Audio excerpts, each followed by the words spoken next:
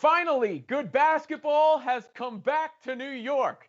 I'm Robin Lundberg here now with Ben Pickman and the fantasy exec Corey Parson. And guys, the Brooklyn Nets are championship contenders. The New York Knicks are trending up. I've been saying for years that New York is a basketball town at its heart, and the product just hasn't let it be. So it's really cool to see this. And if you look at the standings, right now you'll see the Nets are third and the Knicks are sixth.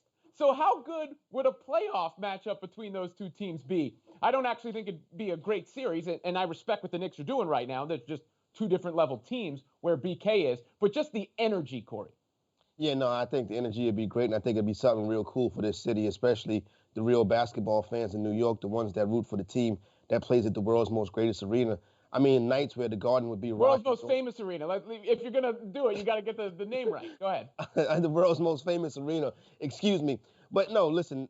Unfortunately, we don't know what we're going to be with Kapar's capacity in the stands. But if we were to have full capacity in the stands, to think back at those nights where the Garden is rocking, and obviously the team that they would be, looking at as their opponents or their adversaries would be the Brooklyn Nets with Kevin Durant and Kyrie Irving, who some Knicks fans may think shunned them. Obviously, this is a basketball city, basketball town. It'd be a very passionate series.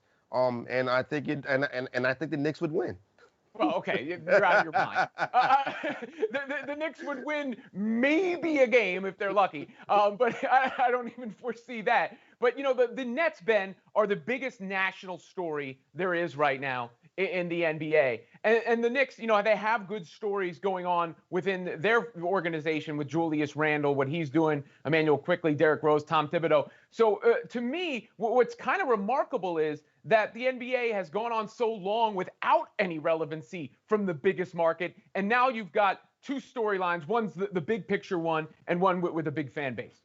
Right, and that's part of the intrigue of the series. I agree with you. I don't think it's necessarily that intriguing of a series from an encore product, but just from the kind of back page and potential storyline angles, it is definitely fascinating. And I think you'd make another really interesting point about the kind of dynamics between the Knicks and the Nets. And I think back to the early 2010s when the Nets first moved to Brooklyn, they were really fighting for superiority in New York City more broadly. They were fighting for relevancy, to be the top team in the city, and a lot of their kind of branding and marketing efforts reflected that. And if you track the next couple of years in the franchise's history, they kind of went away from just trying to be the best franchise in New York City to trying to more broadly be the best franchise that they could be, and kind of taking the result as it came. And we've seen that now with Kevin Durant and Kyrie Irving, right? They no longer stress that we need to be the top team in New York City. That's no longer a kind of central part of the team's branding and marketing and identity.